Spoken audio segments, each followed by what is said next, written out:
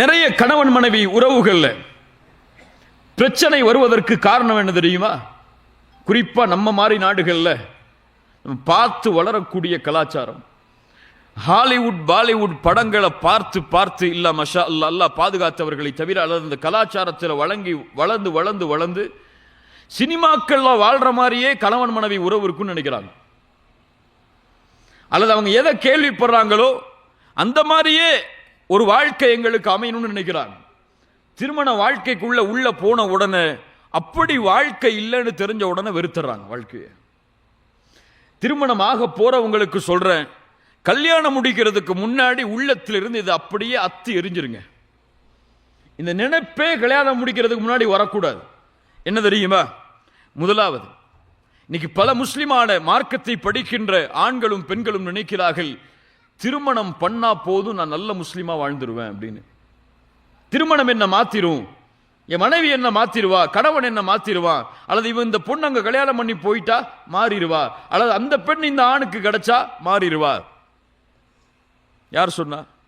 கல்யாணத்துக்கு முன்னாடி ஃபஜ்ர் தொழுகலன்னா, ஃபஜ்ர் தொழுகலன்னா கல்யாணத்துக்கு பிறகு ஃபஜ்ர் தொழுவாரா? அவர் தன்னை முஸ்லிமாக திருமணத்திற்கு முன்னாலே வார்த்தெடுத்தால் தான் திருமணத்திற்கு பிறகும் எப்படி வாழ முடியும்? ஒரு முஸ்லிமாக வாழ முடியும். கல்யாணத்துக்கு முன்னாடி நல்ல குணத்தோட அவர் வாழலன்னா கல்யாணத்துக்கு பிறகு மட்டும் நல்ல குணத்தோட வாழ்ந்துருவாரா? முடியாது. நீங்கள் மாற வேண்டும் என்று ஆசைப்பட்டால் அந்த நிமிடமே மாறணும். கல்யாணம் அதுக்கு ஒரு ஷர்த்தா வைக்கப்படக்கூடாது. இரண்டாவது, மிக முக்கியமானது, கல்யாணம் பண்ணா மட்டும் ஃபித்னால இருந்து நான் பாதுகாக்கப்பட்டுருவேன், கல்யாணம் பண்ணா மட்டும் நான் ஜினால இருந்தோ அல்லது இது போன்ற அசிங்கமான செயல்களை செய்யறதுல இருந்தோ நான் பாதுகாக்கப்பட்டுவேன் அப்படின்னு நினைக்கிறது தப்பு. ரசூலுல்லாஹ் அது ஒரு வழியா ஒரு காரணமா சொன்னாங்க. அதுதான் தீர்வுன்னு சொல்லல. அதுக்குரிய தீர்வு என்ன? அல்லாஹ்வுடைய அச்சம், அல்லாஹ்வுடைய பயம். திருமண வாழ்விற்கு முன்னால் இருந்தால் திருமணம் அவனுக்கு ஜினாவில் இருந்து பாதுகாப்பதற்கு வழியை கொடுக்கும். கல்யாணத்துக்கு முன்னாடி அல்லாஹ்வுடைய அச்சம் இல்லைன்னா ஒரு மனைவி இல்லை, எத்தனை மனைவியை கொடுத்தாலும் அவன் திருப்தி அடைய மாட்டான். அல்லாஹ்வுடைய அச்சம் இல்லாதவன். அல்லாஹ்வுடைய அச்சம் தான் ஜினால இருந்தோ அல்லது இது போன்ற காரணங்கள், இது போன்ற அசிங்கமான செயல்கள் இருந்தோ எம்மளை பாதுகாக்குமே தவிர கல்யாணம் இல்லை. மூணாவது, ரொம்ப முக்கியமானது, கல்யாணம் பண்ணா சந்தோஷமா இருப்போம்னு மட்டும் நினைச்சிடாதீங்க. கல்யாணம் பண்ணா மட்டும் சந்தோஷமா இருப்போம்னு நினைச்சிடாதீங்க. கல்யாணம் பண்ணாலே அந்த அந்த மாதிரி கேள்விப்பட்டவன் அப்படிதான்ப்பா வாழ்க்கை, அப்படி ஒரு மகிழ்ச்சியான வாழ்க்கையான ரொம்ப எதிர்பார்ப்போடலாம் கல்யாண வாழ்க்கையில் நுழைஞ்சிடாதீங்க. கல்யாண வாழ்க்கைங்கிறது சிரமம், கஷ்டம், பிரச்சனை, சண்டை, சச்சரவு, சில நாட்கள், சில நேரம், சில நிமிடங்களுடைய பிரிவு, இதெல்லாம் இருக்க தான் செய்யும். என்ன கல்யாணம் பண்ண ஒரு வருஷம் சந்தோஷமா இருந்த, 2 வருஷம் சந்தோஷமா இருந்த, 3ஆம் வருஷம் சந்தோஷத்தை காணோமே அப்படி நினைக்க முடியாது. திருமண வாழ்க்கை மட்டும் மகிழ்ச்சியாக வாழ்வதற்கு வழி கொடுக்காது. திருமண வாழ்வோடு குர்ஆன் சுன்னாவும் ஈமானும் நுழைந்தால் அந்த வாழ்க்கை மௌத்து வரைக்கும் மகிழ்ச்சியா இருக்கும். நாலாவது, பெண்கள் நிறைய பேர் நினைக்கிறாங்க கல்யாணம் பண்றதுக்கு முன்னாடி கல்யாணம் பண்ணிட்டோம்னா நம்ம ஒரு அடிமையா மாறிடுவோம்னு சொல்லி. எங்களுக்கு என்ன வேலை? சமயக்கட்டில் வேலை. என்ன வேலை? கணவனுக்கு ஏதாவது ஹிதுமத் செய்யணும், அல்லது மாமியாருக்கு ஏதாவது ஹிதுமத் செய்யணும், அந்த மாமியாருடைய குடும்பத்துக்கு ஏதாவது ஹிதுமத் செய்யணும். நாங்கள் ஒரு அடிமையா மாற போறோம் அப்படின்னு நினைக்கிறாங்க. அப்படி அல்ல. அல்லாஹ் ரப்புல் ஆலமீன் ஆணுக்கு எந்த உரிமையை கொடுக்கிறானோ திருமண வாழ்வில் மகிழ்ச்சி அடைவதற்கு அதே உரிமையை அல்லாஹ் ரப்புல் ஆலமீன் பெண்களுக்கும் கொடுக்கிறான். வஜஅல பைனக்கும் மவத்தத வ ரஹ்மா. பின்னாடி வரும்போது அது நமக்கு புரியும். இப்போ இந்த மாதிரி திருமண வாழ்வில் நுழையும் பொழுது இந்த ஷரத்துகள் எல்லாம் நீக்கிறோம். உள்ளத்துல எதிர்பார்ப்புகளே இல்லாம ஹலாலா வாழ போறோம்னு சொல்லி திருமண வாழ்க்கையில் நுழைஞ்சா போதும், அல்லாஹ் ரப்புல் ஆலமீன் பரக்கத் செய்வான். எதிர்பார்ப்புகளோட உள்ள போறதுனால தான் எதிர்பார்ப்புகள் நிறைவேறலன்னா என்ன செய்யறாங்க? ஏமாந்துடுறாங்க. திருமண வாழ்க்கை ஒரு பெயிண்ட வரைகிற மாதிரி, 2 கலர் இருந்தாதான் அந்த பெயிண்ட் வரும். அப்படியா இல்லையா? இயற்கையை வரைகிற மாதிரி அந்த 2 பெயிண்ட் இணையலன்னு சொன்னா உருவம் வராது. கண்ணியமான முறையில் அந்த உறவு 2 உறவுகளும் சேர்ந்தால் அன்போடும் பாசத்தோடும் காதலோடும் அந்த உறவு மகிழ்ச்சியாக அமையும். ஒரு வார்த்தையை சொன்ன, காதல், லவ், தவறான வார்த்தையா? தவறா பயன்படுத்தப்பட்ட தவறான வார்த்தை. ஐ லவ் யூன்னு சொல்லி ஐ லவ் யூன்னு சொல்லி மனைவிட்ட சொன்னா தவறா? தவறா? தவறா இல்லையா? அதெல்லாம் 20 வருஷத்துக்கு முன்னாடி சொன்னதுங்க. இப்ப கேட்டா எங்களுக்கு என்ன ஞாபகம் வரும்னு கேக்குறீங்களா? தவறு இல்லையே, ஹலால் தானே. வேற ஒரு பெண்ணிட்ட போய் ஐ லவ் யூ சொன்னாதான் அவர் அடிக்கணும். ஆனா மனைவிட்ட போய் ஐ லவ் யூ சொல்லலாமா? காதல் ஹலாலான வார்த்தை தானே. அல்லாஹ் பயன்படுத்துகிறான் அந்த வார்த்தையை குர்ஆனில், திருமண உறவில். இப்னு கய்யிம் ரஹிமஹுல்லா ரௌதத்துல் முஹிப்பின் அப்படின்னு ஒரு கிதாப் எழுதியிருக்காங்க. அந்த கிதாப்ல லவ், காதல், முஹப்பத், அல் ஹுப் என்ற வார்த்தைக்கு கிட்டத்தட்ட அரபியில 60 வார்த்தைகளை கொண்டு வராங்க. 60 வார்த்தைகள் காதலுக்கு அரபியில பயன்படுத்தப்படுதுன்னு சொல்லி. அதுல ஒரு வார்த்தை தான் மவத்தா. இந்த வார்த்தை அல்லாஹ் ரப்புல் ஆலமீன் குர்ஆனிலே பயன்படுத்துகிறான். அல்லாஹ் ரப்புல் ஆலமீன் உங்களில் இருந்தே உங்களுடைய பெண் பிள்ளை, உங்களுடைய மனைவிமார்களை அல்லாஹ் ரப்புல் ஆலமீன் படைத்தது அல்லாஹ்வுடைய அத்தாட்சியில் உள்ளது. ஏன்?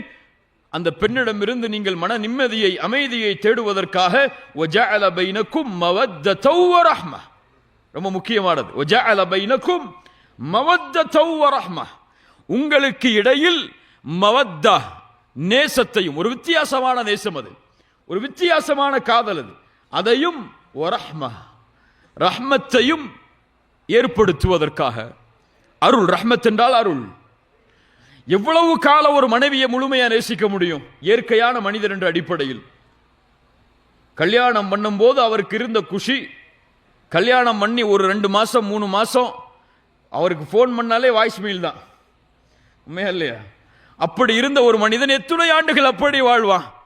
1 வருஷம், 2 வருஷம், 3 வருஷம், ஒரு 10 வருஷம். அதுக்கு மேல அன்பு குறையும். அந்த அன்பை அவன் உறுதிப்படுத்த வேண்டும் என்றால் அதற்கு பிறகு இன்னும் நல்லா ஷர்த்த சொல்றான். என்ன வேணும்? என்ன வேணும்? ரஹ்மத் வேணும்.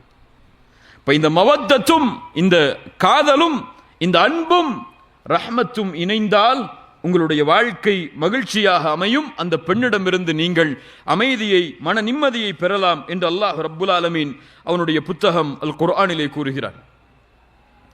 கணவன் மனைவியுடைய வாழ்க்கை மகிழ்ச்சியாக அமைய வேண்டும் என்றால் முதலாவது தேவை காதல். விரும்பணும், அவங்களை நேசிக்கணும். கணவன் மனைவி எப்ப நேசிக்கணும்? கல்யாணம் பண்றதுக்கு முன்னாடி கிடையாது. எப்ப நேசிக்கணும்? கல்யாணம் பண்ணதுக்கு பிறகு, ஹலாலாக மாறியதற்கு பிறகு அந்த கணவன் மனைவியை நேசிக்க வேண்டும், மனைவி கணவனை நேசிக்க வேண்டும். அப்பதான் ஐ லவ் யூ இந்த மாதிரி வார்த்தைகள் எல்லாம் பகிரப்படணுமே தவிர வாட்ஸ்அப்ல அந்த ஹார்ட் எல்லாம் அதுக்கு பிறகுதான். கல்யாணம் பண்றதுக்கு முன்னாடியே செஞ்சா ஹராம். அந்த பெண் அந்நிய பெண் தான். திருமணமுடைய அகது நிறைவேறும் வரை அந்த பெண் அந்நிய பெண். எந்த வகையிலும் அந்த பெண்ணோடு தொடர்பு கொள்வதற்கு அனுமதி கிடையாது. காதல். இப்ப இந்த காதல் மலர வேண்டும் என்றால் ஆணுக்கும் பெண்ணுக்கும் என்ன தேவை? முதல் தேவை, கடைசி வரைக்கும் இந்த காதலோடு அன்போடு வாழணும்னு சொன்னா வார்த்தை, போர்டு ரொம்ப முக்கியமானது. ஒரு கணவன் மனைவியுடைய வாழ்க்கையில் உரையாடப்படுகின்ற உரையாடல்கள் மிக முக்கியமானது. ஒரு மனைவியை பொறுத்தவரை, ஒரு பெண்ணை பொறுத்தவரை எப்போதுமே தன் கணவன் தன்னோடு அன்பாக பேச வேண்டும் என்று விரும்புவாள். எப்போதுமே தன் கணவன் தன்னைத்தான் முதல் ரேங்கில வச்சிருக்கணும்னு நினைப்பார். வேற எந்த பெண்ணை பத்தியும் என் கணவன் என்கிட்ட வந்து பேசக்கூடாது. பேசல என்ன நடக்கும்? நமக்கெல்லாம் தெரியும் என்ன நடக்கும். விரும்ப மாட்டா ஒரு பெண் இயற்கையாகவே. ஒரு பெண் எப்போதுமே கணவன் தன்னுடைய அழகை கூறிக்கொண்டே இருக்க வேண்டும் என்று விரும்புவாள். நம்ம விரும்ப மாட்டோம். நம்ம அழகா இருக்கணும் எப்ப பார்த்தாலும் நம்ம மனைவி சொல்லணும் நம்ம விரும்புவோமா? விரும்ப மாட்டோம். எப்போதுமே நீ எனக்கு ஐ லவ் யூ சொல்லணும்னு விரும்புவோமா? விரும்ப மாட்டோம். ஆனா ஒரு பெண் எப்போதுமே தன் கணவன் தன்னை நேசிக்கிறேன், நான் உன்னை நேசிக்கிறேன், நான் உன்னை நேசிக்கிறேன், நான் உன்னை நேசிக்கிறேன் 10 நிமிஷம் முன்னாடி தான் சொல்லியிருப்போம். அரை மணி நேரம் சொல்லலன்னு சொன்னா அடுத்து கேட்பாங்க ஏன் இதை சொல்லலன்னு சொல்லி. ஒரு பெண் இயற்கையாக அதை விரும்புவாள். ஒரு பெண் இயற்கையாக அதை நேசிப்பாள். ஆனால் அதை வெளிப்படுத்துவதற்கு எம்முடைய ஆண்களில் பலர் தயங்குகிறார்கள். நல்ல வார்த்தைகளை கொண்டு மனைவியிடத்தில் பேசுதல், நல்ல வார்த்தைகளை கொண்டு மனைவியை மகிழ்ச்சிப்படுத்துதல், அந்த மனைவியுடைய அழகை பற்றி புகழ்தல், இதுவெல்லாம் நடக்கும், நடக்கதான் செய்யும். எப்ப நடக்கும்? கல்யாணம் பண்ணி 1 வாரத்தில் நடக்கும்.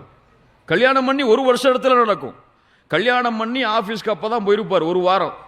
அப்போ போன் வந்துச்சுன்னா அவர் எடுத்துட்டு வெளியே ஓடி வந்து பேசுற பேச்சு இருக்க 3 மணிக்கு ஆபீஸ் முடிஞ்சாலும் பேசிட்டே இருப்பார்.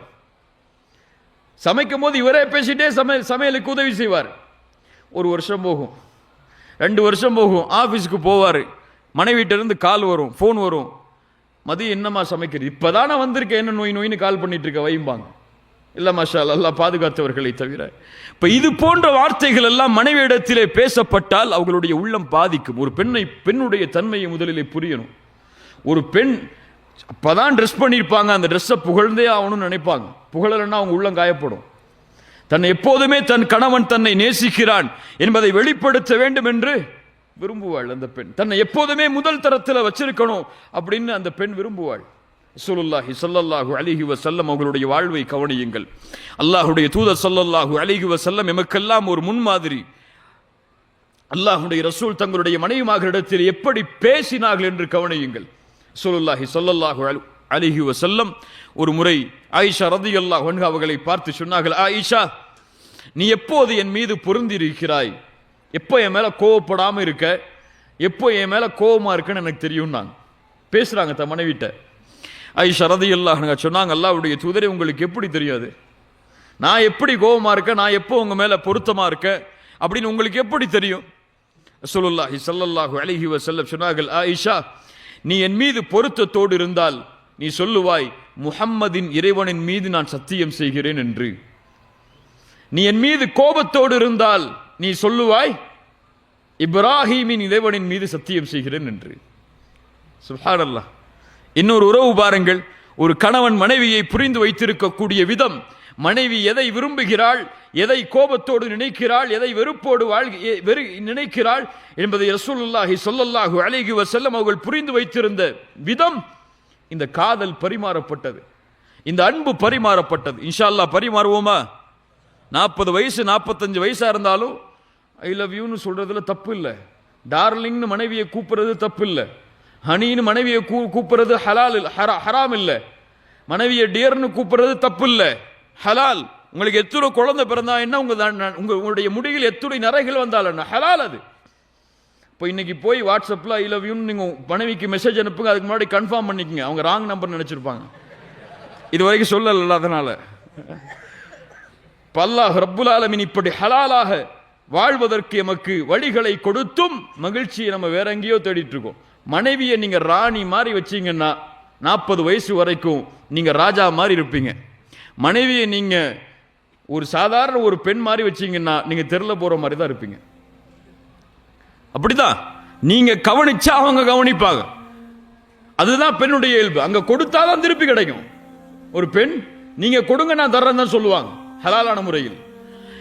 அப்படித்தான் ஒரு பெண் விரும்புவாள், அப்படித்தான் ஒரு பெண் ஆசைப்படுவாள். காதல் முதலாவது அந்த உறவில் அமைந்தால் அந்த உறவு மகிழ்ச்சியாக இருக்கும்.